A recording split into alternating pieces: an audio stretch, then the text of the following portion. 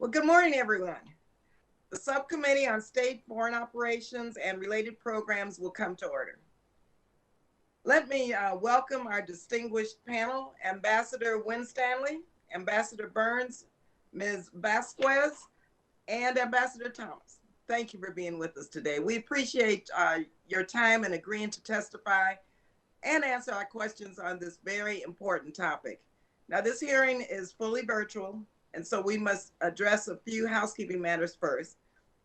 For today's meeting, the chair or staff designated by the chair may mute participants' microphones when they are not under recognition for the purposes of eliminating inadvertent background noise. Members are responsible for muting and unmuting themselves. If I notice that you have not unmuted yourself, I will ask you if you would like the staff to unmute you.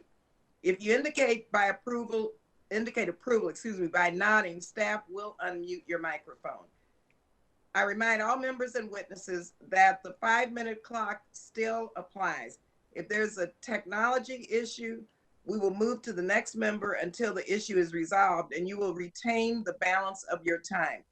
You will notice a clock on your screen that will show how much time is remaining. At 1 minute remaining, the clock will turn to yellow. At 30 seconds remaining, I will, I can't gently tap the gavel, but I will remind members that their time is almost expired. I'll just put up my finger. When your time has expired, the clock will turn red and I will recognize the next member. After the panel presents their testimony, we will follow the order set forth in the House rules, beginning with the chair and ranking member. Then members present at the time the hearing is called to order will be recognized in order of seniority. And finally, members not present at the time when the hearing is called to order. Finally, House rules, they require me to remind you that we have set up an email address to which members can send anything that they wish to submit in writing at any of our hearings or markups. That email address has been provided in advance to your staff. So thank you very much. Now we will begin, and I will speak for a few minutes and just once again thank everyone for joining us at this hearing about the urgent need for reform to increase diversity in our foreign policy workforce. Far too long, people of color have had a limited voice and limited opportunities to shape our country's foreign policy. This chronic and entrenched lack of diversity and inclusion causes major challenges for our nation at home and abroad. Lack of diversity among our workforce can lead to whole classes of issues, including systemic racism, poverty, inequality, climate change being disregarded. Without enough diversity in the people we hire and promote in our foreign policy workforce, we often face the troubling reality of groupthink. When people abroad see the uniformity of our diplomatic corps, they question our commitment to inclusion. And when Americans of all colors do not see their priorities acknowledged, they feel alienated by their own government. When they see fewer opportunities to shape foreign policy, they are less likely to engage in shaping foreign policy and in politics generally. Last year, at the request of Congress, the Government Accountability Office reviewed diversity and inclusion in the foreign affairs workforce. That GAO study found that the State Department has objectively failed to reflect America in its hiring and promotions. Between 2002 and 2018, example, the percentage of African Americans working at the State Department actually declined from 17% to 15%. Additionally, the percentage of African American women in USAID's civil service workforce dropped from 36% in 2002 to just 23% in 2018. Hispanic, Asian American, indigenous people face the same and similar obstacles. At the Department of State, the GAO found a significant disparity in the rates of promotion for racial and ethnic minorities, up to 42% less than their white counterparts. Similarly, minorities at USAID were up to 41% less likely to be promoted compared to whites in civil service. And racial and ethnic minorities were significantly underrepresented in the senior ranks of civil service and foreign service. At state, racial and ethnic minorities make up only 13% 13% of the executive level workforce. Most disturbing, these findings echo those of a GAO study on the same topic in 1989. That's over 30 years ago. Both studies found disparities in rates of promotion, underrepresentation of minorities in leadership positions, and institutional barriers just not being addressed. Numerous Secretary of States and administrations, Democratic and Republican alike, promised to make changes to increase diversity. Clearly, these promises were not kept. For years, we have heard commitments from leadership at state and USAID that they focus on recruitment. The evidence shows that this mantra, it's really failed. After 30 years of failure, we can't wait for evolutionary change. We need to try something different. It will be uncomfortable. It will force everyone at state and USAID to change the way they do business. But I want everyone involved to understand the fierce urgency of this issue. The United States government cannot effectively represent America abroad unless it hires, promotes, retains, and values a workforce that truly represents America. The time for study, the time for debate is over. The time for change is here. So I stand ready to work with Secretary Blinken, Administrator Powell, and other leaders in the executive branch and on Capitol Hill to tackle this problem. There are a host of good ideas to consider. Representative Castro's Diversity and Inclusion at the State Department directs the department to establish benchmarks and goals for the assignment of personnel and reforms the Foreign Service Performance Review process to include support of diversity and inclusion as a key criteria for promotion. Representative Bass has introduced the Represent Americans Abroad Act to create a pathway to attract highly qualified mid-career professionals who are also members of minority groups to the Foreign Service. So I hope this hearing will be the start of us moving toward bold action, experimentation, and implementation to solve this problem. Especially, I will ask our witnesses to share what steps they think Secretary Blinken should take in the first 3 months, 6 months, and 12 months to demonstrate progress. We can't wait 30 more years for this change. It needs to change now. So in my role as chair of this subcommittee, I'm committed to advancing real impactful solutions to address these entrenched institutional barriers to diversity. I've been fighting, like so many on this subcommittee, for years to create more opportunities for people of color in our foreign policy workforce. It's past time to enact bold, forward-leaning policy solutions. This hearing is the first step in that direction. So I look forward to hearing from our distinguished panelists, and I want to hear your policy solutions and what in addition can be done administratively or through legislative action if necessary. Unfortunately, our ranking member, Mr. Rogers, was unable to attend the hearing today due to a conflict. He asked our colleague and friend, Mr. Diaz-Balart, to provide an opening statement in his stead. I'd like to ask Mr. Diaz-Balart now for any comments he may have. Good morning, Madam Chairwoman. Again, thank you. And before I begin, I would ask unanimous consent that the statement of the ranking member be submitted for the record. Without objection. Thank you, Madam Chairman. I want to thank the chair for holding this hearing and to our knowledgeable witnesses for their service and for taking time, as the chairwoman said, for your testimony today. I share the desire to improve the diversity of our foreign policy agencies. And I was particularly struck, I will tell you, by the abysmal low level of Hispanics represented in the foreign services, civil service, USAID, USAGM. So I look forward to hearing from our witnesses how we can address this issue.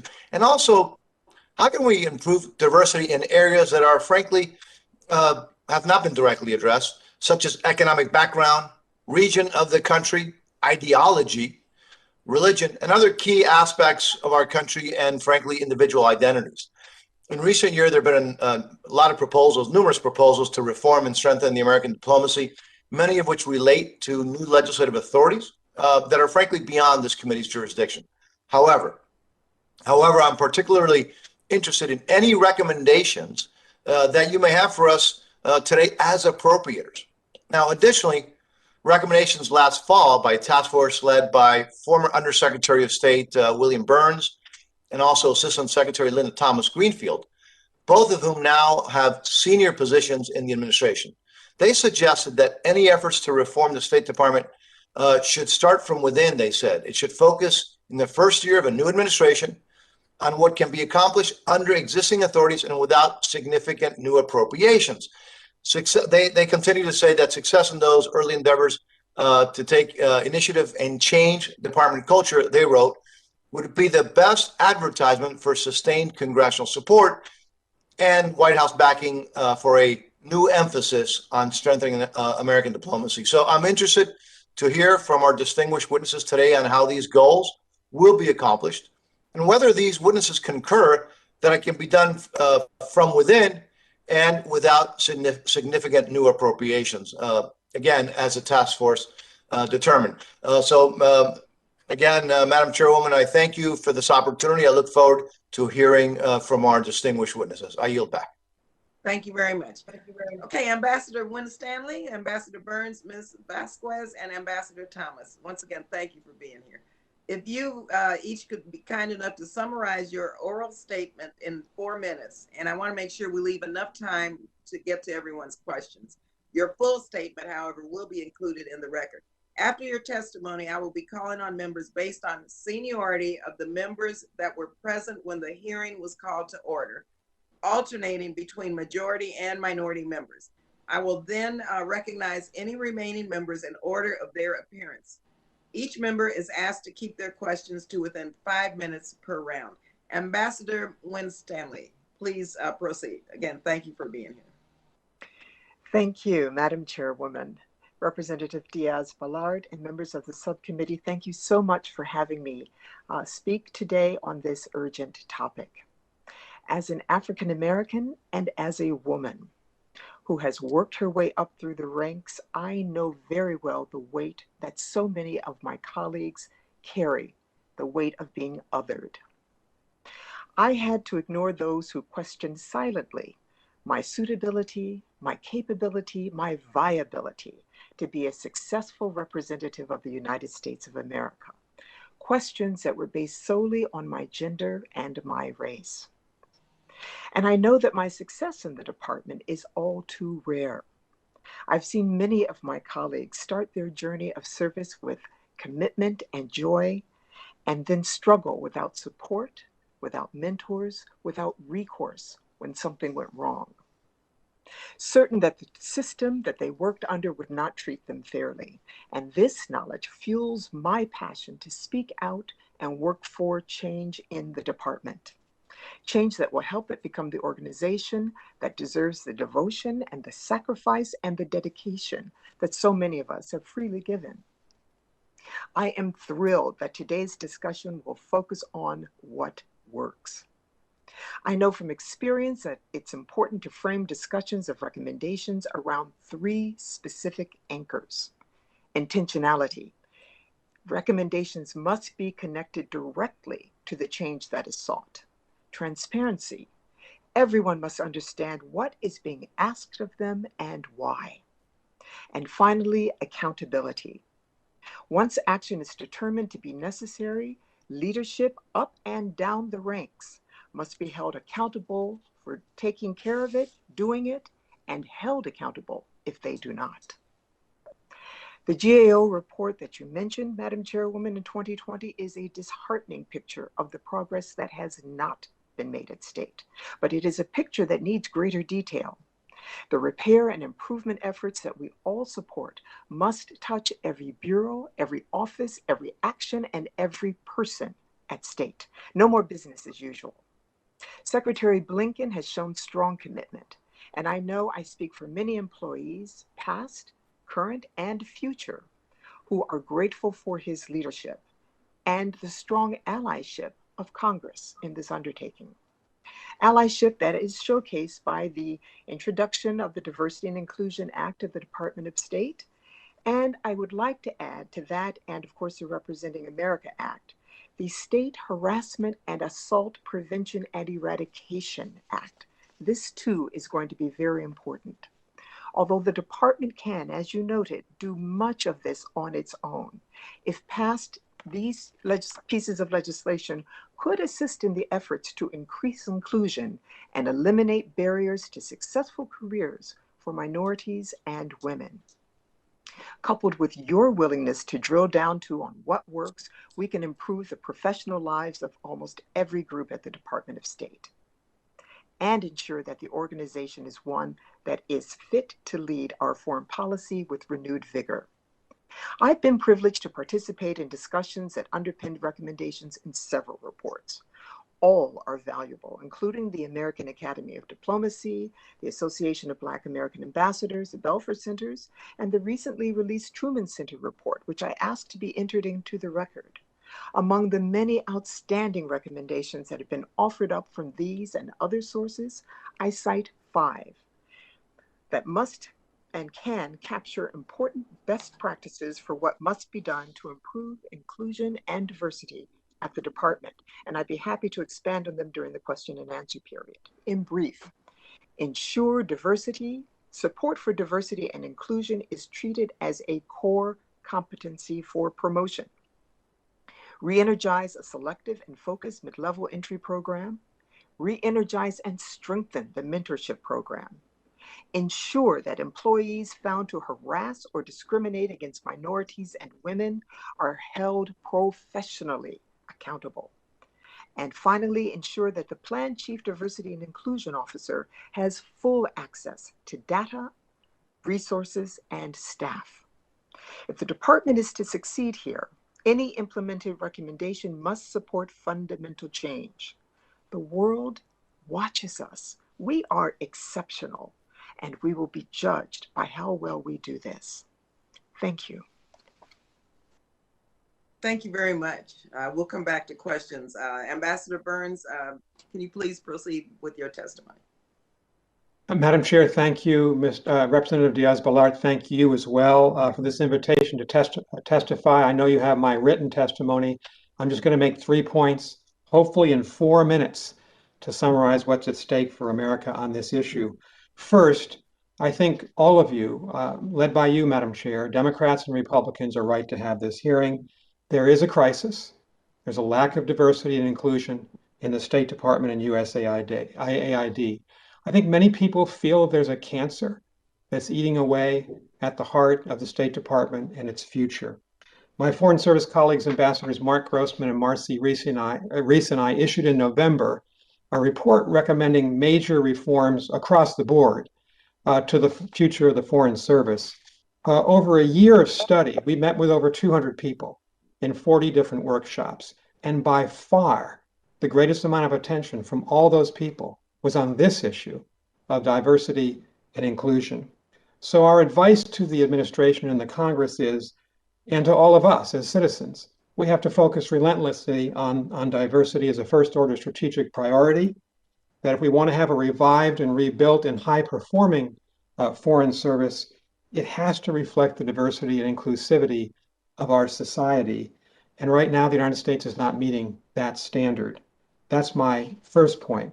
Second, there's much that Congress can do, and hopefully on a bipartisan basis. Congress can help in a very simple way. In recruiting minority college and graduate students, you could mandate that every internship in the Department of State, in Washington, and overseas be a paid internship. It's a fundamental issue of fairness across all income levels, and it's actually the smartest way to recruit bright young people into the Foreign Service. Congress could create a reserve officer training corps for the State Department, modeled on what the military has. This would help to recruit minority employees who would train to be U.S. civilian first responders during international emergencies. We've missed that. As we think about the crises of the last couple of decades, we've not had that capacity. As Congresswoman Bass has advocated, and as Ambassador Abercrombie Winstanley just stated, we could create a mid-level entry program for the State Department. It would help the department to recruit Americans into the Foreign Service who have skills that are in short supply, like cyber and IT and medical and public health. And by focusing in part on minority recruitment for this mid-level program, we could diversify the department much more quickly and at a higher level and not wait for generational change. And I do think the leadership of both Parties in Congress will be critical to produce this kind of major change. My third and final point, Madam Chair, we also need the Biden administration to lead, and I think it is beginning to do so. President Biden, of course, has the most diverse cabinet in American history. The President, Vice President Harris, Secretary of State Tony Blinken are all committed to real change on this issue. Secretary Blinken has created the position of Chief Diversity and Inclusion Officer. It's the first time ever that position has been created. The State Department should expand the Rangel, Payne, and Pickering Fellowship programs. I teach at the Harvard Kennedy School, and I teach a lot of these students. They're an impressive group of people. They want to serve.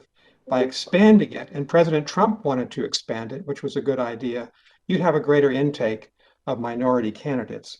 But I think, and this goes to what Representative Diaz-Balart said, the department has to recruit more aggressively, as the military does, in our high schools, and at the high school and college level, throughout every one of the 50 states, at historically Black colleges, across different income levels and ethnic levels. And we're not doing that right now.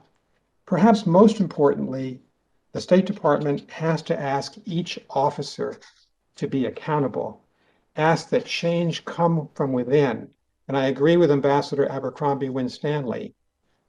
Promotions to any level in the State Department, in part, should be a function of what have you done for diversity and inclusion, not just having good sentiments, but what have you done?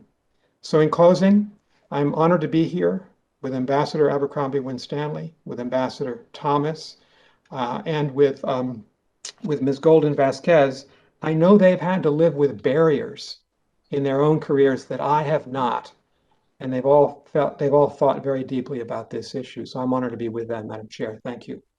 Thank you, Ambassador Burns. We'll turn now to Ms. Vasquez. Good morning, Chairwoman Lee, Representative Diaz-Balart, members of the Subcommittee on State, Foreign Affairs, and Related Programs. Thank you for the opportunity to appear before you today to discuss the urgency of building a modern foreign affairs workforce that reflects America. My name is Abigail Golden Vasquez, and I'm a Latina professional with over 30 years international experience in the public, private, and nonprofit sectors. Normally, I wouldn't admit that, but I'm not normally on a panel with 3 ambassadors. I've worked on diversity and inclusion as a professional, as a mentor, as a sponsor, and as a participant in the International Career Advancement Program, which helps diverse career foreign affairs professionals break through the glass ceiling. ICAP provided me with an unparalleled network of mentors and sponsors that enabled me to secure a career-boosting senior role at the Aspen Institute. Despite decades of effort, we've failed to achieve the diverse foreign affairs workforce we need, and have even slid backward in some areas. Study after study show inclusive, diverse organizations are more innovative and more effective, suggesting that we failed to diversify at our very own peril. The US will become a majority non-white nation by 2045, and Latinos will comprise nearly a third of the population in 2060. Yet Hispanic representation is dismal. We can no longer afford to limit important leadership and decision-making roles to the same narrow profiles. We need only look at the humanitarian crisis in Central America spilling out onto our borders right now to see why more Latino voices in international policymaking and implementation are critical. I know this committee seeks solutions instead of a recap of the problems, so the rest of my remarks will focus on 3 priority areas: leadership, retention, and like Ambassador Gina Winstanley, Abercrombie Winstanley, accountability. Anyone interested can find more fleshed out solutions in my written testimony. First, leadership matters. Leaders set the tone for an organizational culture that's either welcoming or dismissive of D&I. Only when D&I is modeled authentically by leaders and flows throughout all aspects of organizations can real change happen. D&I should be treated as mission critical and led by example from the top down. Second, we must move beyond recruitment to retention. Too often, the pipeline is blamed for the lack of diversity, rather than taking a good hard look at the organizational culture or lack of opportunities for advancement. Highly competitive fellowship programs such as Rangel, Pickering, and Payne bring qualified diverse candidates to state and USAID, but many of these and other diverse qualified professionals choose to leave. Indeed, work does need to be done to help young people from diverse backgrounds envision themselves in foreign affairs careers. The Association for Diplomatic Studies and Training, for example, does just that with innovative curricula documenting diplomatic history. However, we must also do so much more to retain the diverse talent that we already have by offering greater appreciation of the skill sets they bring and providing them with equitable opportunities for advancement. And last but not least, measuring for accountability. Efforts to secure D&I must be tracked, improved upon, and rewarded. By collecting and analyzing disaggregated data on diversity over time, comparing with other organizations, we can gain insight into what is or isn't working and adjust accordingly. Finally, performance must be measured against clearly set goals, including zero tolerance for discriminatory behavior. So to conclude, increasing D&I is not just the right thing to do, it's essential to ensuring we bring our best ideas and talent forward to the global challenges of today and tomorrow. Now is the time for courageous leadership and real investment, and yet more decades will pass and the best ideas will remain just that, ideas. So thank you to this committee for your commitment to prioritizing and investing in promising solutions to close the foreign affairs workforce diversity gap. And I look forward to discussing with you further in the Q&A. Thank you very much. It's an honor. Thank you, Ms. Thank you very much. Okay, we're going now to Ambassador Thomas. Please proceed. Chairwoman Lee, Representative Diaz-Balart, and members of the committee, I am honored to appear before the House Appropriations Subcommittee as a member of the Association of Black American Ambassadors. The ABAA has worked closely with the State Department's affinity organizations, including the Thursday Luncheon Group, Disabilities at State, Hispanic Employee Council of Foreign Affairs Agencies, the American Foreign Service Association, Black Professionals in International Affairs, and the Asian American Foreign Affairs Association to design recommendations regarding diversity and inclusion in the State Department and the United States Agency for International Development.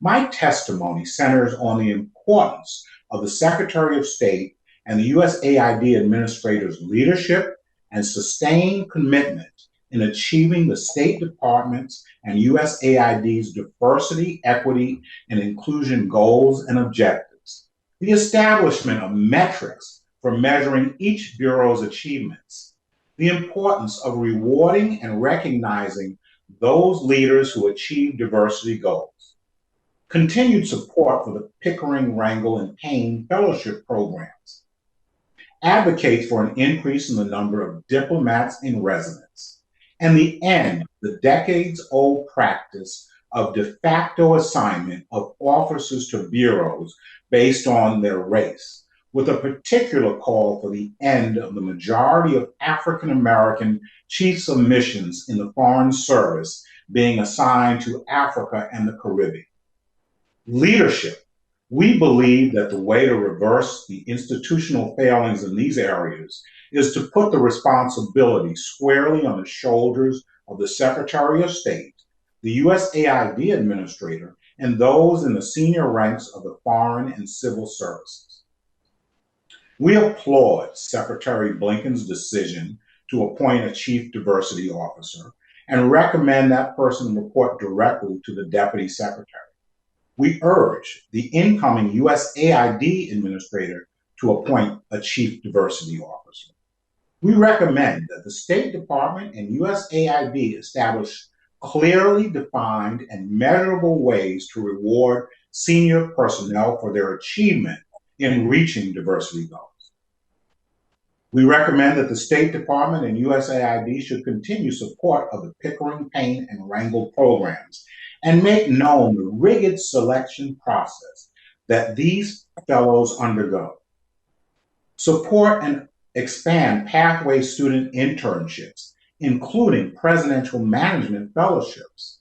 We recommend that the State Department increase the number of diplomats in residence by at least 10 at historically Black colleges and universities, Hispanic serving institutions, and other institutions serving significant numbers of minority students.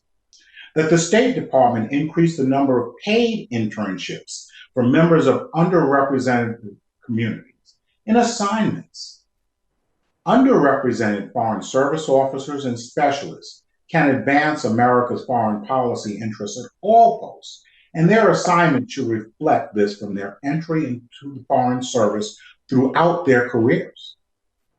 Additionally, we recommend that State Department and USAID cease the practice of assigning African American foreign service officers and specialists predominantly to the Africa Bureau, especially in ambassadorial and other high-level positions. That the State Department and USAID and similar de facto practices with Latinx and Asian Americans in the Western Hemisphere, East Asian, and South and Central Asian Affairs Bureaus. That the Director General of the Foreign Service recruit officers from underrepresented groups to bid on leadership and career-enhancing positions.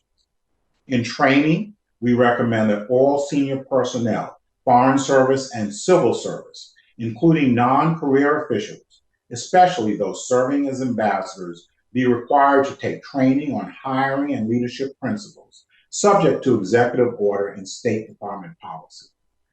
In promotions, we recommend that the State Department collaborate with the American Foreign Service Association and the American Federation of Government Employees to rework the dimension skill set to give more weight to equal employment opportunity principles in the performance evaluation process, and ensure that members of underrepresented groups serve on every promotion and selection panel.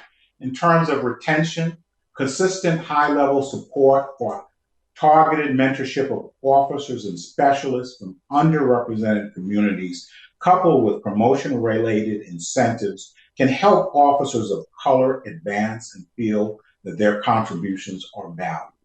We recommend that the State Department pay more attention to retention. Increased payments that reduce or eliminate student loans might help retain more diverse candidates. Support external training programs such as the International Careers Advancement Program that helps prepare mid-level foreign affairs practitioners to advance to more senior levels.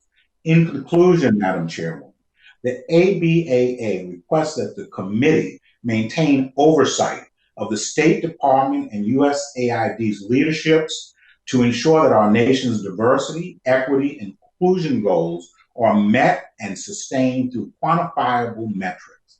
Thank you, Madam Chairwoman, committee, and I look forward to answering your questions.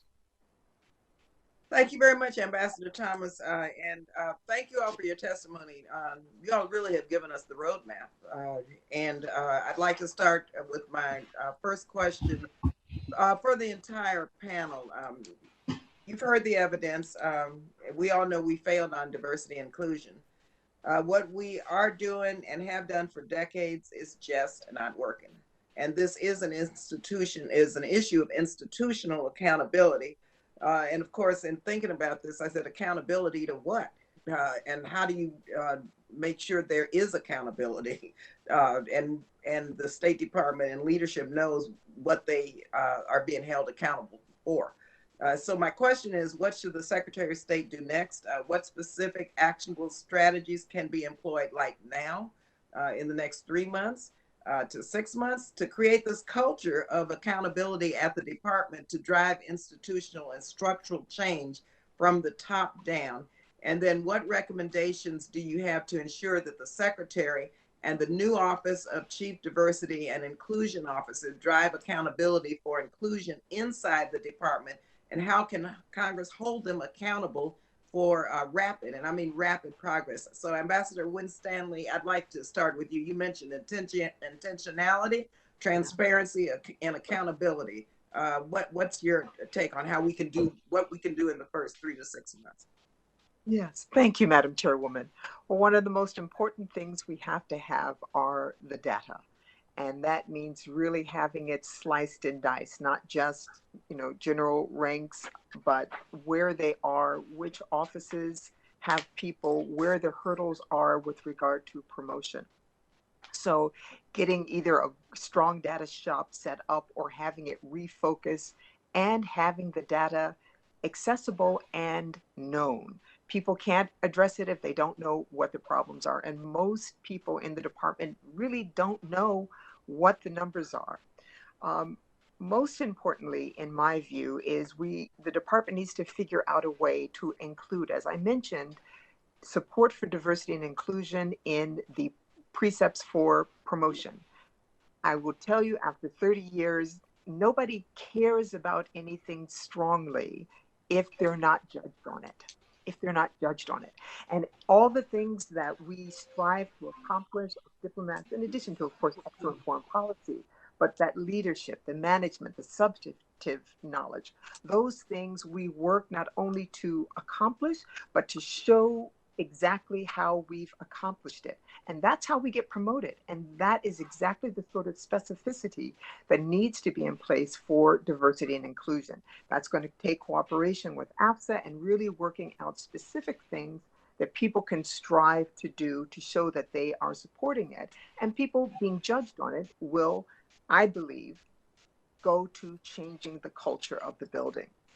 Thank you. Ambassador, excuse me, I'd like to get to Ambassador Burns, Thomas, and Ms. Vasquez. We have a minute and a half left. I'm trying to stay within my 5 minutes.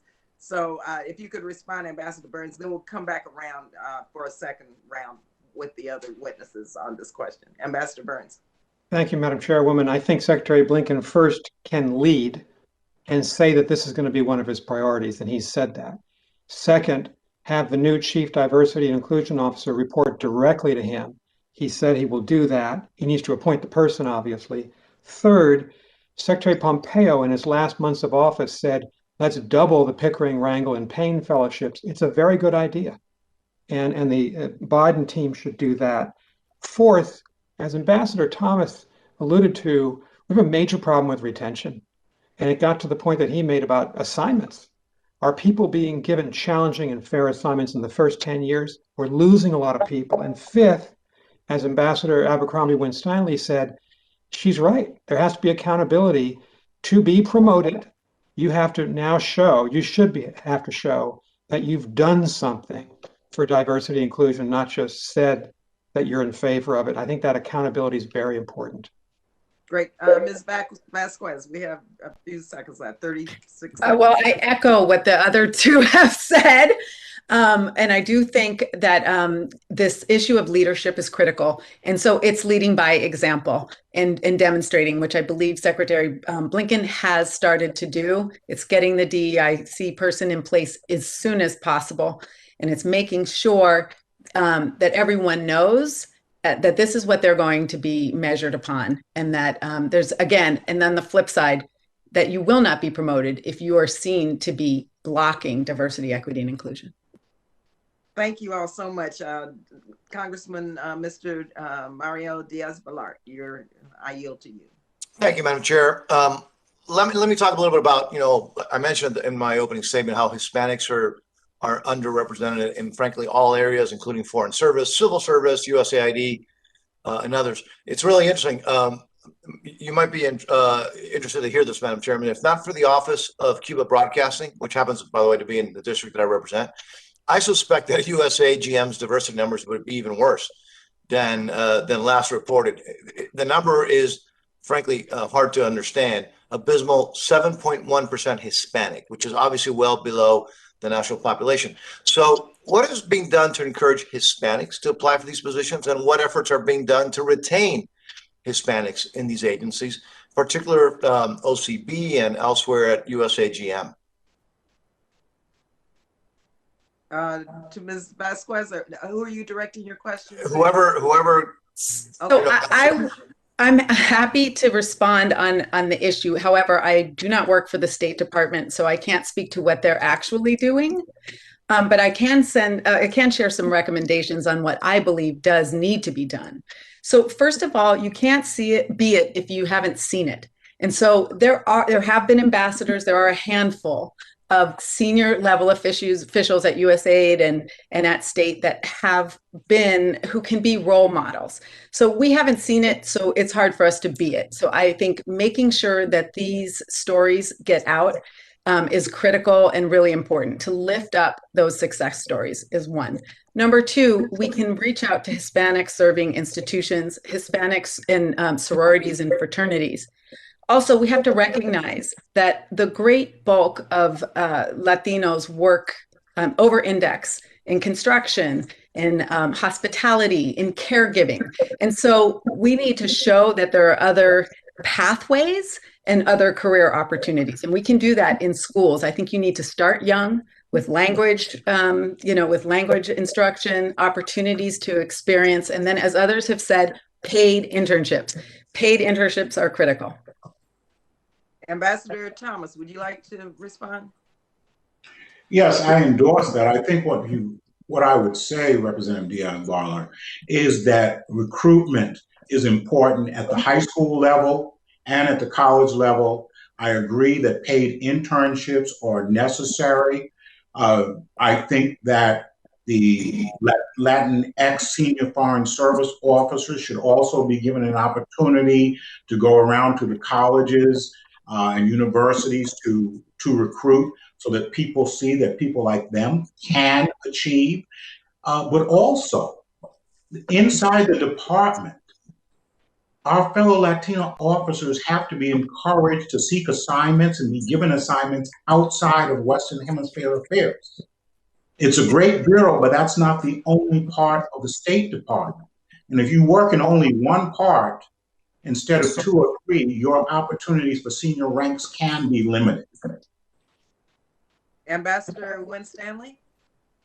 I associate myself with all of the above, and what Ambassador Thomas just mentioned made me smile, because when I joined the Foreign Service, Ambassador Romero was one of the people who was in the Middle East Bureau, and I was absolutely heartened because I didn't need to be, from that background or simply a white American to serve in the Bureau. So having a Hispanic person above me, before me in the Bureau was inspiring, and I think we can do that for each other.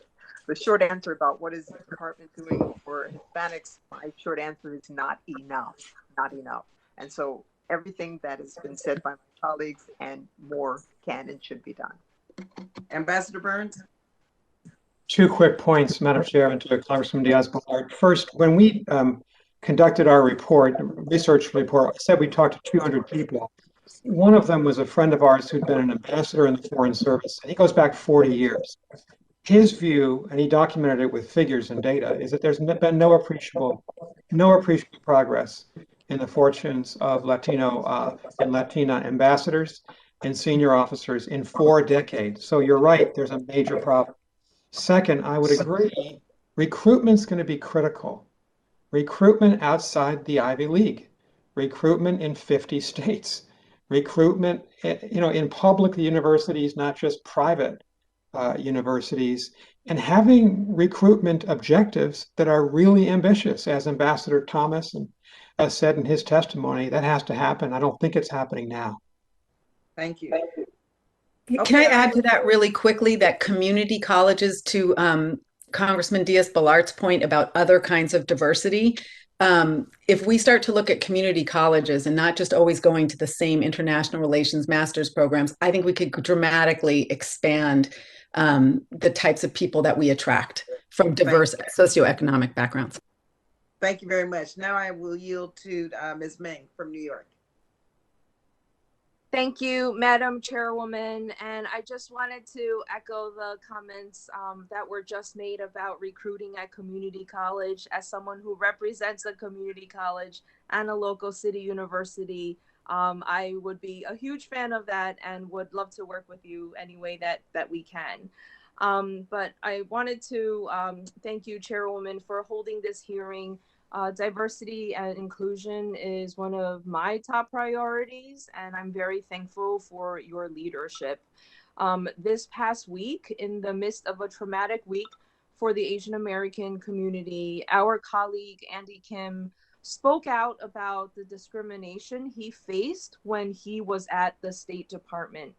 As a Korean American, he was banned from working on anything related to the Korean Peninsula, even though he had never applied for positions that covered that region.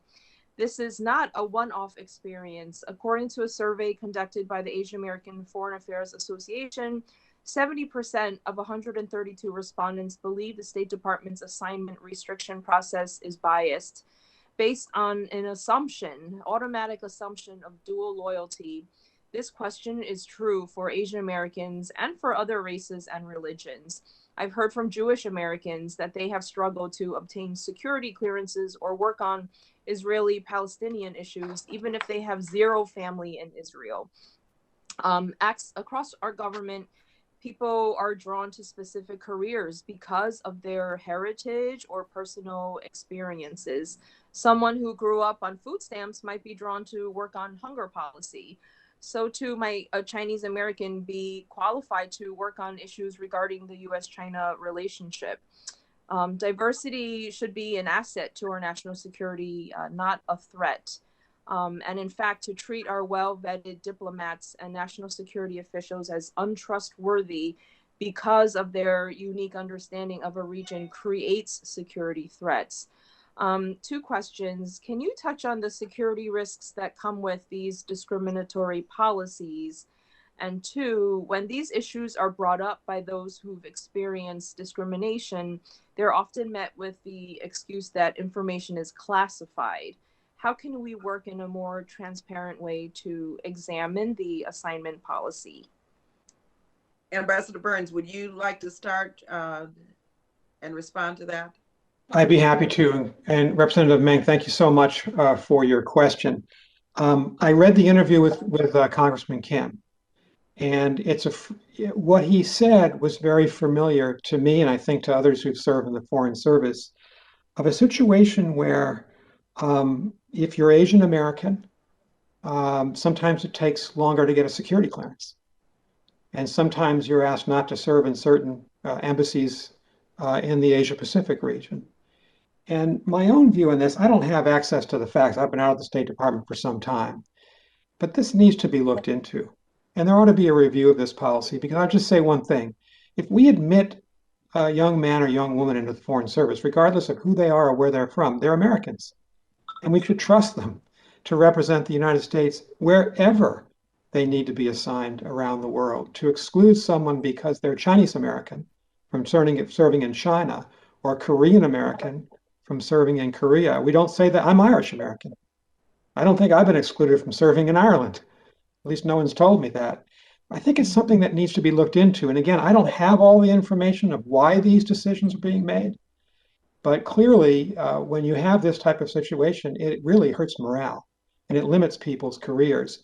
And it deprives us, in many ways, of some of our officers who have native-born language skills, which can be, and cultural awareness, which can be very important in getting and having us do our job for the American people. Ambassador Thomas, can you unmute, please? Can you unmute? Thank you, Representative Meng, for that. It's been a traumatic week for my family, who are Asian American. My wife and colleagues are holding a Stop Asian Hate conference this weekend as they try to recover and heal. But my recommendation for this is security clearances should be done on a case-by-case basis, not on a blanket basis. It breaks my heart to see that people are not assigned to an area based on race. And the reality is, you're correct about Jewish Americans in the Middle East, about Cuban Americans even serving back when we had mission in Cuba. So I would urge the new incoming Assistant Secretary for Diplomatic Security to take an audit of this and work with the Director General to come up with a comprehensive plan that, as Ambassador Burns said, treats all Americans equal. Thank you. Now I would like to yield to Mr. Fortenberry.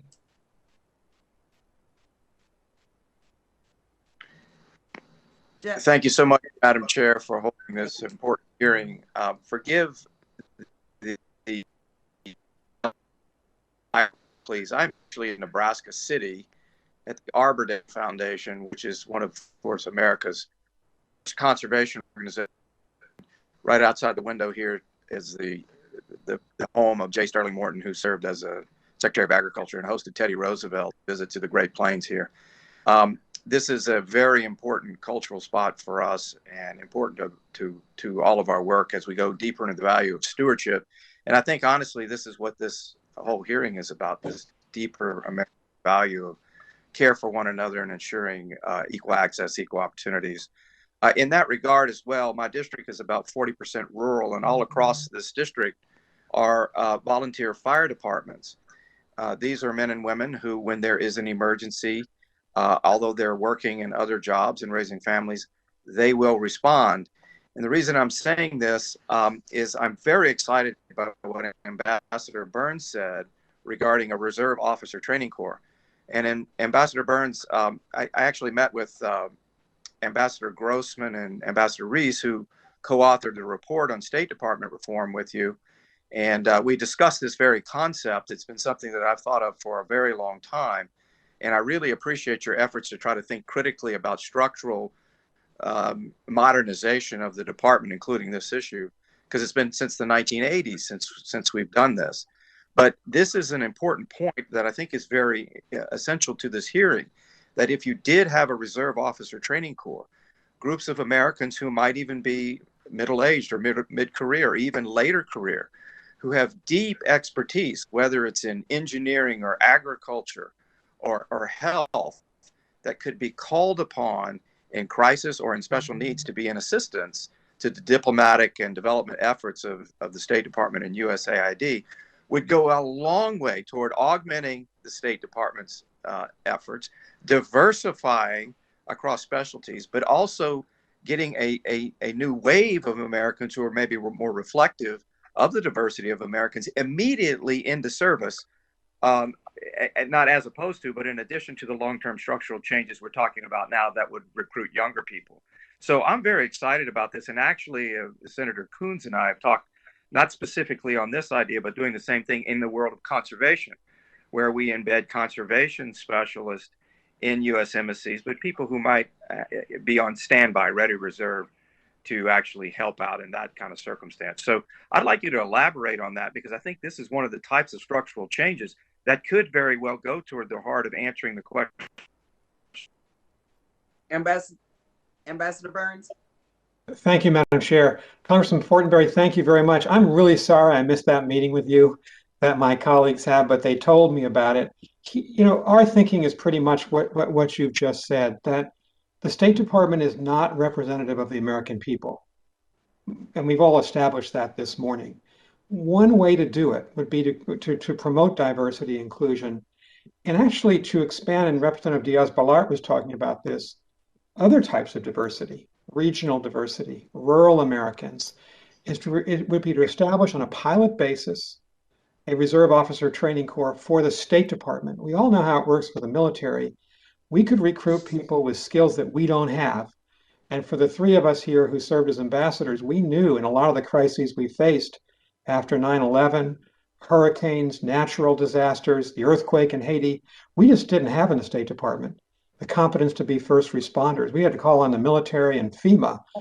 And so the State Department ought to create that. We could recruit from all 50 states, from rural areas and urban areas, and we could have as a goal to enhance the minority representation so that you'd immediately have greater buy-in and greater participation by all the different ethnic groups who've been excluded. We see it as a key vehicle for that, Congressman. We'd be happy to work with you further on it. Well, thank you, Ambassador, for the comments. And Madam Chair, if any of my Democratic colleagues are interested in this question, I'm in it, because I think this is a dual mechanism.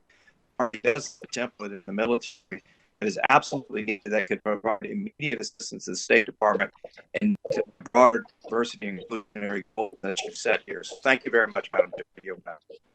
Okay, thank you. Now I would like to yield to Mr. Price. Thank you, Madam Chair, and thank you for convening this hearing. Thanks to our witnesses for pretty convincing testimony, I must say, about the challenge we face and the urgency of that challenge in terms of diversifying our diplomatic corps, our State Department workforce.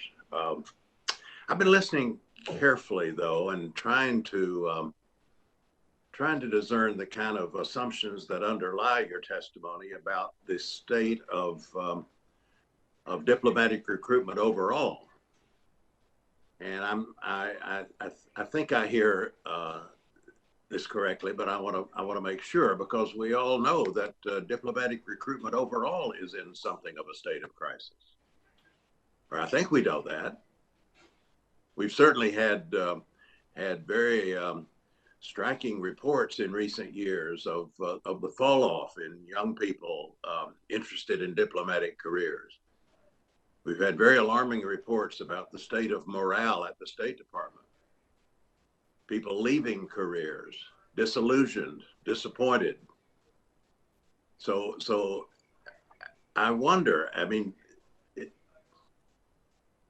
I'm not sure exactly what you're saying. Are you saying that we have systems of recruitment and retention that are working well and that need to be modified, need to be diversified?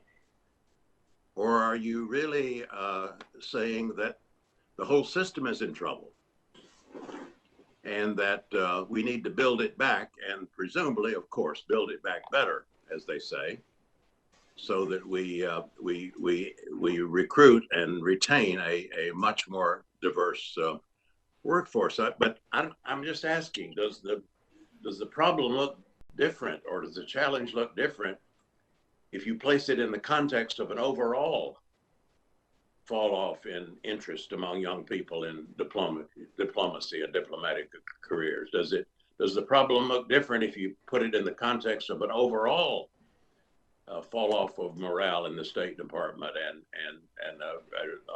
reduced retention rates? I guess the discussion we just had about the possibility of a diplomatic ROTC implies that we have an overall problem.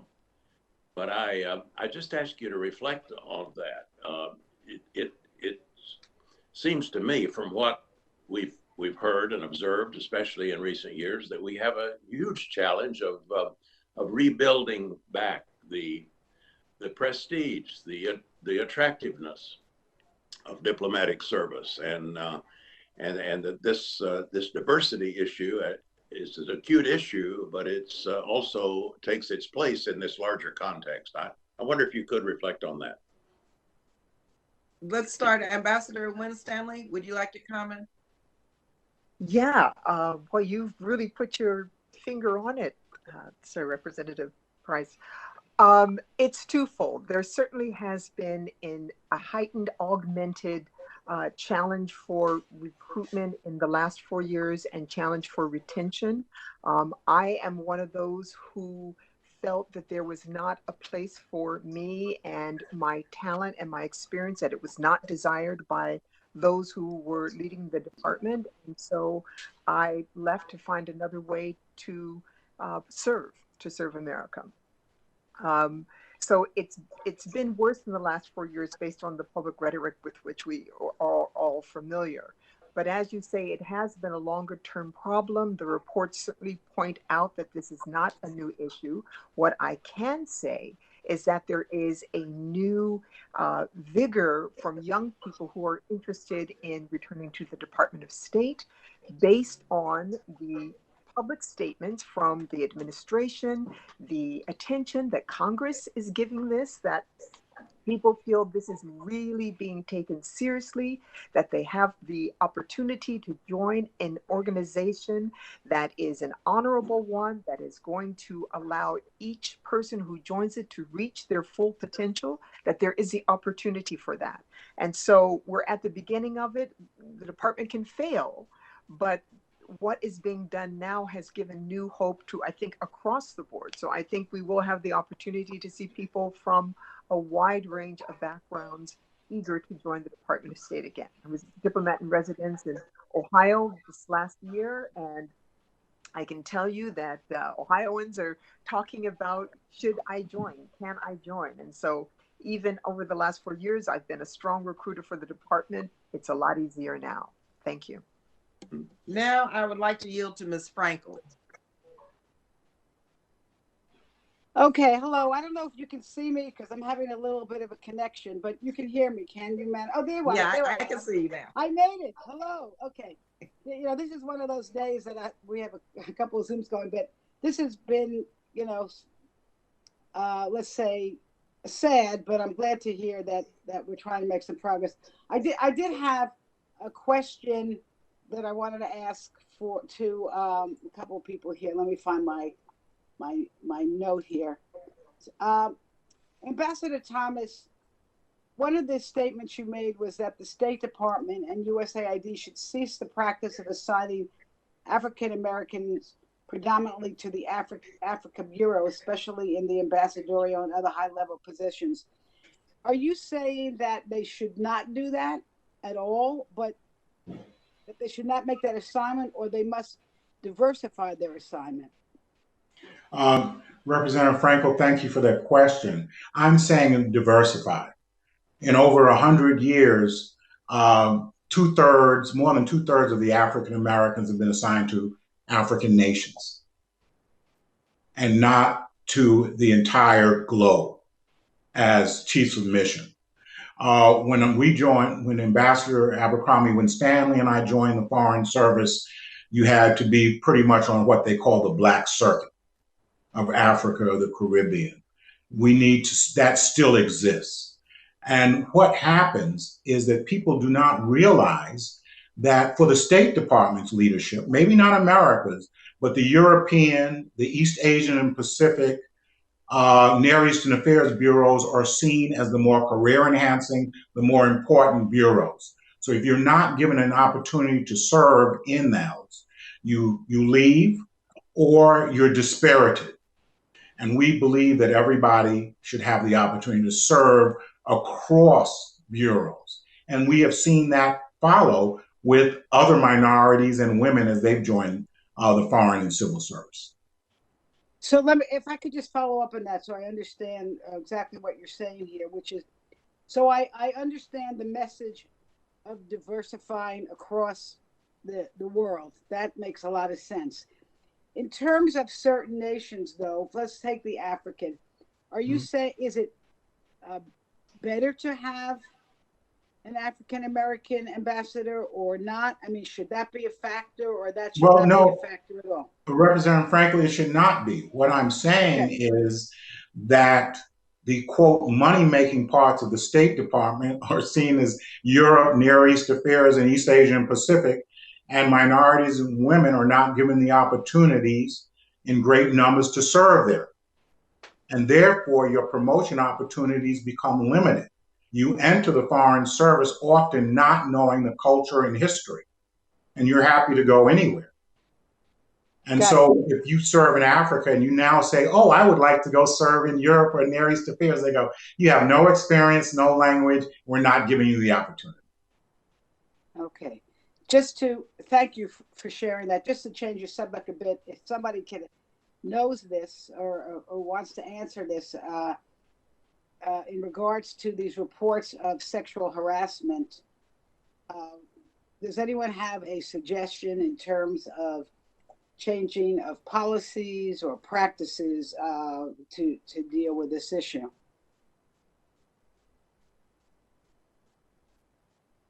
Representative Frankel, if I may, the SHAPE Act has some very strong recommendations that can be helpful. It is really important, first of all, to get support to those who have been victims of this behavior. It's very difficult when you're out in the field. You do very much feel alone.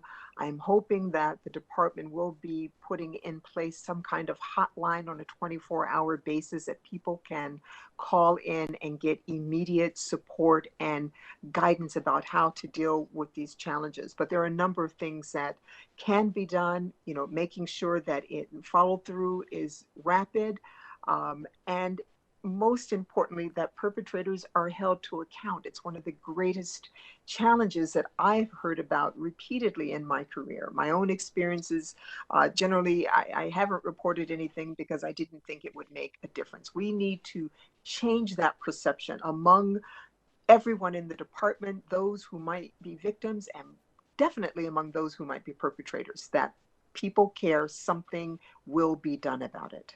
Thank you. Thank you, Madam. I can assure you that there will be those of us who will be following up on that. And I thank you. Madam Chair, I yield back. Thank you. Now I'd like to yield to Ms. Wexton.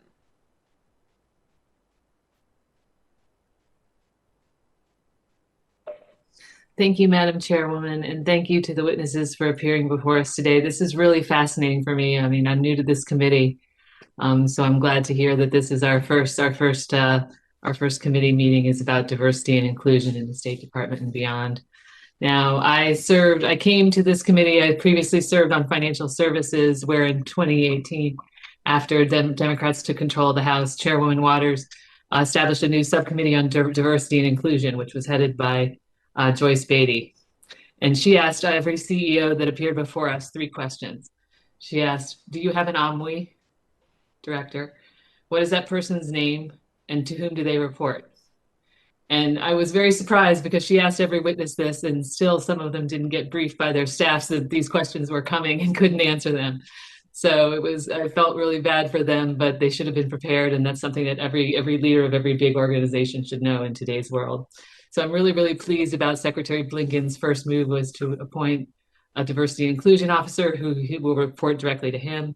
I think that's really important, especially what I've heard a lot here today. And I also want to thank Congresswoman Meng for her questions because she did shine a light on some of the assignment decisions that are made in the State Department and USAID, which are very concerning. And Ambassador Thomas, your statement about the Black recruits going predominantly to the Africa Bureau is very concerning because it seems like there's a 2-tiered system for how people get assigned. Which is obviously inequitable and needs to be remedied.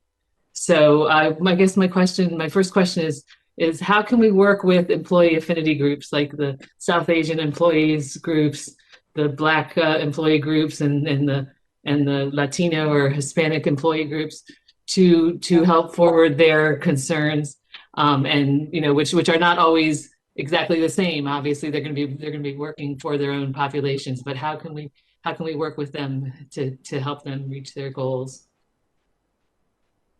We will, Ms. Vasquez, would you like to start? Sure. I find that affinity groups are critical for support and for advocating. And I also find increasingly that young people are thinking of themselves across affinity groups.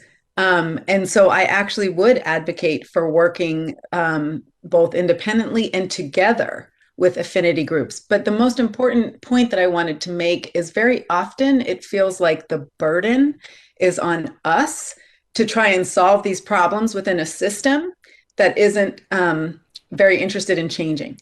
And so I think we must work with affinity groups to hear the concerns, but not add additional burden on affinity groups to solve the problems. That would be the only point I would like to make.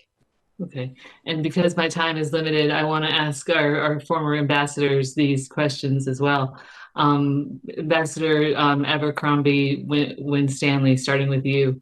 How can we ensure that any changes that we make are going to be long lasting? Because I would imagine that the State Department has experienced some whiplash now between the way that the previous administration dealt with this issue and the way that Secretary Blinken has made it clear that he intends to deal with it. So how can we in Congress ensure that any changes that are being made are going to be permanent? Yeah. Representative Wexton, thank you. It's a challenging solution, but it really is going to come down to changing the culture of the building, putting things in place that are going to outlive any individual, any administration. One of the things, as I said, if indeed we find out the best way of including support for diversity and inclusion and promotion competencies that will outlive, because that's what people will be judged on. And so that will allow time and effort to be built up so that people get used to changing the way they think about what's going to get them into leadership positions. So I think that's the most important thing. Thank you. And presumably getting better diversity at the mid and upper levels of the State Department will help with that as well. And Ambassador Thomas, do you have any thoughts on that in the final moments that we have here? Yes, I agree, Representative Wexton, with Ambassador Winstanley. I also think that not only the paid internships, but giving the foreign service officers rewards or payment for their commitment to diversity is important. Before, we had adherence to EEO goals, and people ignored that because there were no rewards or penalty for not doing this. Gotcha. Thank you so much, and I'll yield back. Thank you. Now I'd like to yield to Mr. Ressenthaler. Hey, thanks, Chairwoman. I really appreciate it. So prior to serving in Congress, I was in the military, as many people know. I was a Judge Advocate General in the Navy JAG Corps, deployed to Iraq, and I can attest to the diversity in the military. I think it's one of the things the military does right. There are some problems, admittedly, and that's for another hearing, another time. But just statistically talking, the DoD has said that the enlisted active duty service members are actually more diverse than the U.S. population as a whole. And obviously, I think that's a good thing. As the State Department addresses challenges, as we've been talking about today, both at home and abroad, including issues like countering China, Russia, Iran, I would recommend that we look in the State Department, consult with the DoD regarding things like retention, barriers, and career development. With that said, Ambassador Burns, I wanted to direct this question to you. I know that in your recent report, which is entitled U.S. Diplomat or a U.S. Diplomatic Service for the 21st Century, you did outline many challenges and recommendations for Congress and the administration. Some of these were recommendations referencing the DoD and the intel community on things like training, education, and other reforms. Does the hiring of veterans and other mid-career professionals help meet the goals of the State Department? And does the State Department currently prioritize veteran hiring, or is this an issue where the department lacks diversity? And with that, I'll yield to you. Congressman, since I've been out of the department, I don't know the figures of State Department hiring, say, in the last 5 or 6 years of veterans. But two of our proposals in the Harvard report that we made to reform the Foreign Service, I mentioned them today, which can help diversity broadly defined, not just by race and gender and ethnicity, which is vital, but also in terms of where you're from in the United States and what you've done. And so if we were to establish a reserve officer civilian training corps, I would imagine that some of the people who might apply for that would be veterans who are back in the civilian workforce but want to contribute to their country. I've met people like that where I teach at the Kennedy School.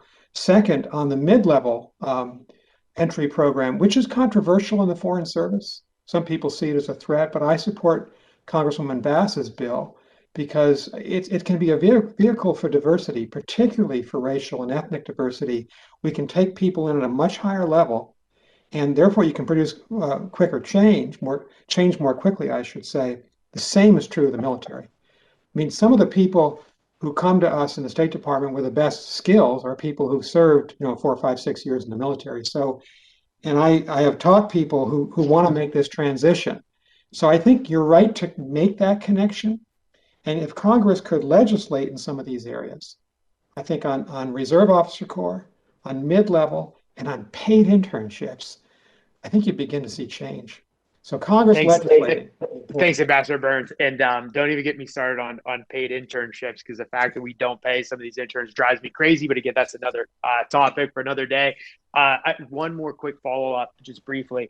I want to talk about the personnel system. I know there's been criticism in recruitment and retention regarding inflexible career tracks. I've heard issues with self-defeating hiring constraints and lack of training and professional developments. With that said, Can you just use the last minute to provide some recommendations for reforms on these issues and how the subcommittee can play a role in these in these fields? And I'll yield to you you for the rest of the time. Thank you, Ambassador.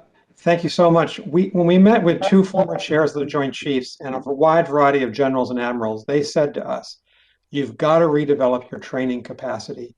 You have to have a 15% training float. Congress legislates that for the military. It does not for the State Department. And I think for the three of us who've been career-long foreign service officers, we just don't have the training opportunities that the military has. That's the way to produce an effective officer corps. And so you'll see from our report, we have several recommendations to completely overhaul the way we train. But if Congress could legislate 15% float for the State Department, much less costly than for the military, that would ensure that the Secretary of State always has those 15% of his or her employees who can be trained while the rest serve. And right now, Secretary Powell didn't have that. Secretary Clinton didn't have it. Secretary Rice didn't. It's desperately needed.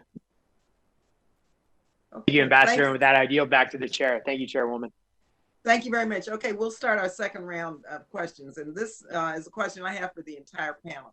Now, to combat systemic racism, we need to disrupt and dismantle the structures that often seem innocuous, but that often become powerful bulwarks against a change. Things like the lack of diversity of educational background or informal social networks that reinforce the status quo. So how do we dismantle this old boys club? For example, can you tell me about selection panels for the Foreign Service and how do they work? Who sits on these panels and what's their review criteria? And is this something the Secretary could reform on his own? And what about the Foreign Service exam or other requirements for entrance into and promotion within the Foreign Service? Forgive me for this personal reference, but I have a very keen sense of this because I wanted to be a cheerleader at age 15. And there was a selection panel and they had the criteria and I didn't look like what the criteria meant to be a cheerleader. So I had to work with the NAACP to disrupt that panel and to make sure then the girls could try out in front of the student body and could get a vote for who they wanted to be the cheerleader. And guess what? I won. I was the first Black cheerleader at San Fernando High School. I share that because I know how incestuous these panels can be. And so I'd like to ask about these panels and any other structural impediments to impede progress toward a more diverse foreign policy workforce. Let me start with Ambassador Burns and then go to Ambassador Thomas on this. Thank you, Madam Chairwoman. You're right that recruitment is critical here if you want to break the old structures. And it has to, as I think we've all said, it has to go beyond the traditional graduate schools and traditional universities. And it's got to get into all 50 states. And it has to be nonpartisan. Congressman Diaz-Balart mentioned that. It's got to be nonpartisan because we're nonpartisan in the service. Second, I think you're right to focus on selection panels. The key people who make these decisions are on these. At the State Department, it's usually chaired by the Deputy Secretary of State with other undersecretaries. I've served on this in the past to recommend ambassadors to the White House. The Chief Diversity Officer should be on that panel and should have a vote on that panel. And the people on the panel must be diverse if we're going to be successful in transforming the culture. So those are two ideas that I would recommend. Great. Ambassador Thomas, excuse me. Yeah, thank you. I think we need to go, I agree with Ambassador Burns, I think we need to go further.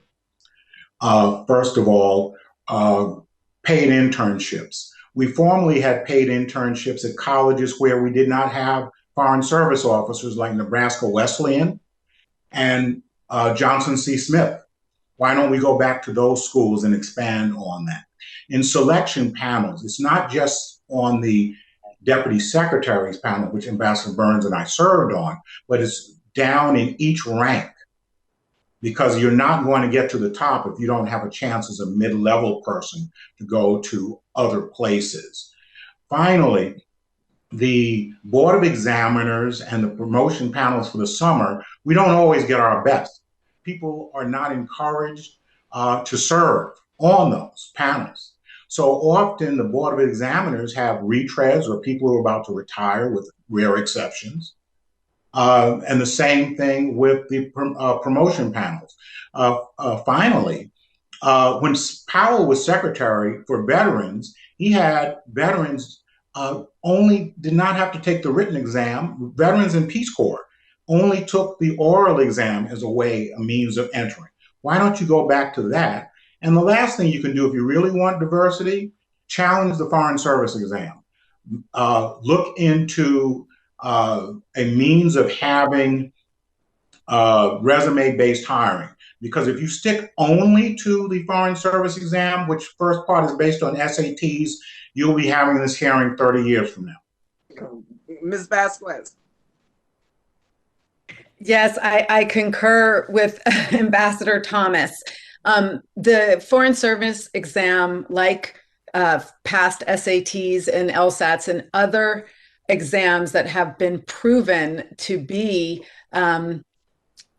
preferential for certain groups of individuals and a disincentive to others, and frankly ask questions that do not necessarily lead to success.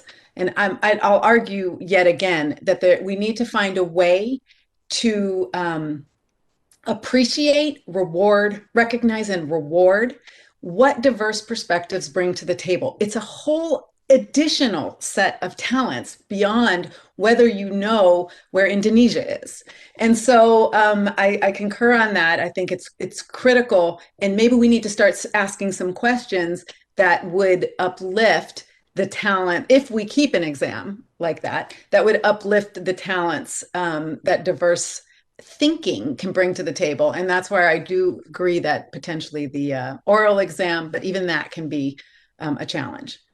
Ambassador Winstanley, can you respond very quickly just about these panels, have the selection process and the issue there on diversity? Yeah. Having been one of those who was a Board of Examiner member, I can tell you that there is selectivity as to where examiners put the emphasis. The section on inclusion and diversity, I paid a great deal of attention to because it was important, but all of my colleagues did not. And just as Ambassador Thomas said, even though we had EEO respect on our performance evaluations, you could ignore that. And so examiners could ignore diversity and inclusion as we looked at people coming in. I've said we don't screen for sexist, we do not screen for racist, and we do not screen for unpleasant personalities. And there has to be a way of really making it serious for us to do that screening as well. Thank you. I yield now to Congressman Diaz-Balart. Thank you, Madam Chair. I think this question is really to Ambassador Burns, but obviously anybody else who wants to also talk about it.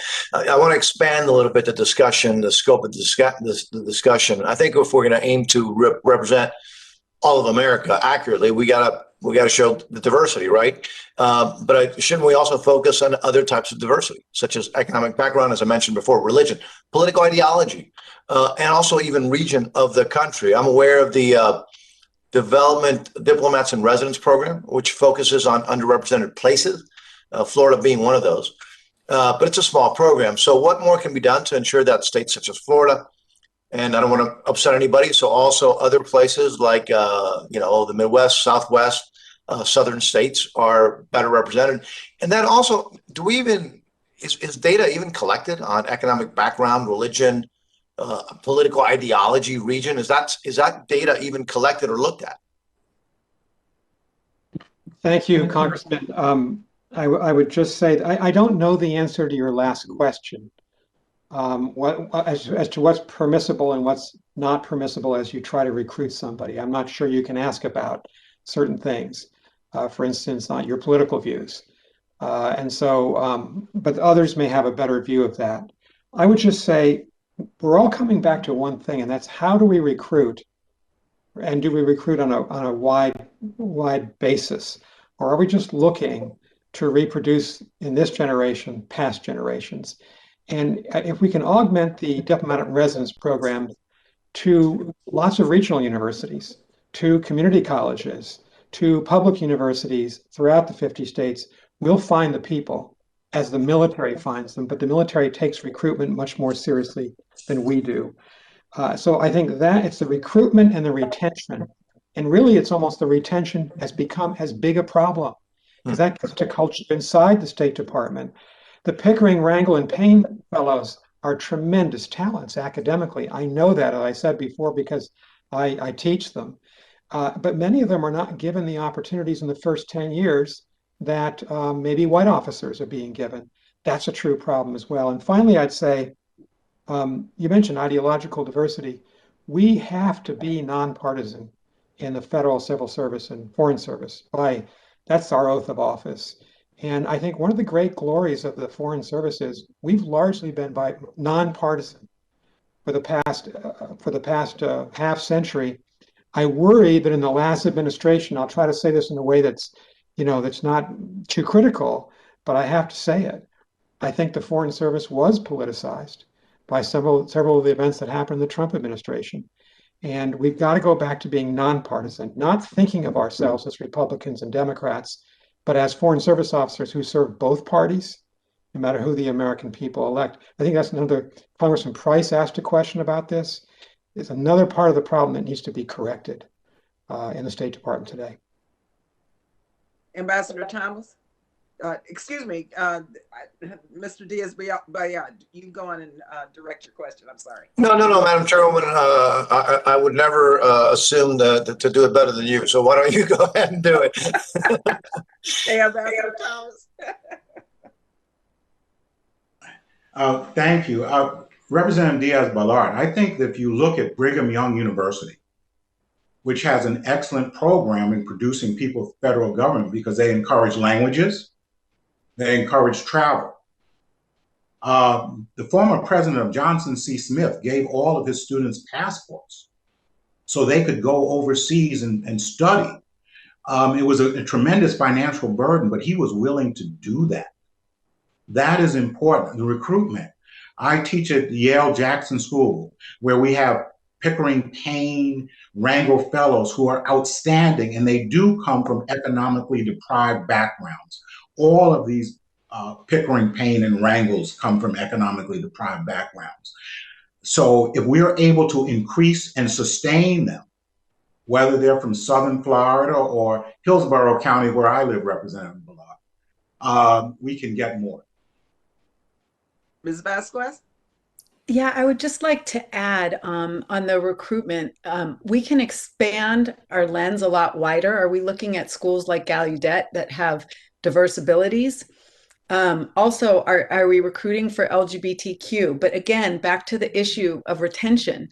If they don't find a welcoming home when they arrive, then all that recruitment work is for naught. I believe the time is up, but I wanted to say Payne, Pickering, and Rangel students, all professionals, have complained that when they get there, they're treated as different class citizens and resented because they didn't take the Foreign Service exam. So again, I want to go back to this issue of the culture, and that has to be addressed as well.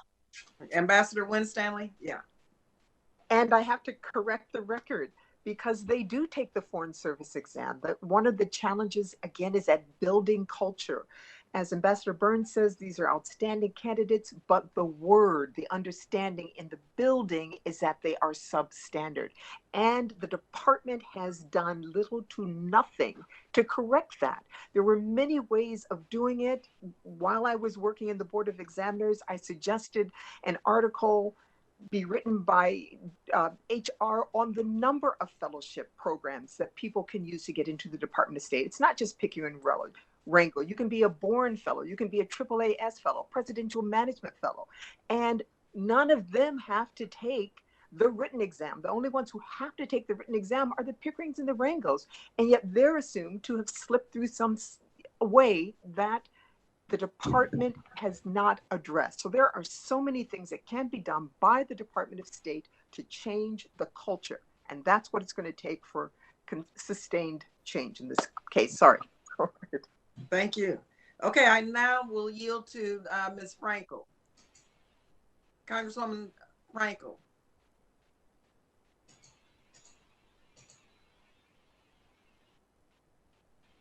I think she lost. Are you on another call, Congresswoman Frankel?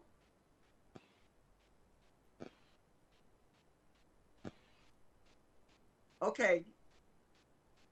Well, let me, Congressman Diaz-Balart, do you have another question you'd like to pose before we close down? If I could just if you would allow me a very brief follow-up. So we talked a lot about recruitment and retainment. Do we have sufficient data from exit surveys and that show areas of how to improve? Or I mean, is there actual data on this stuff that would be helpful? Ambassador Burns? I know from our report that there is some data about who we're taking in. But interestingly, when people choose to leave, the department does not make the effort to ask them, why are you leaving? And to catalog that and to learn some lessons about who you're losing. And that's one reform that Secretary Blinken could make today and tomorrow. Thank you, Madam Chairwoman. Appreciate it. Okay, let me see if Congresswoman Frankel would like to ask a second question. If not,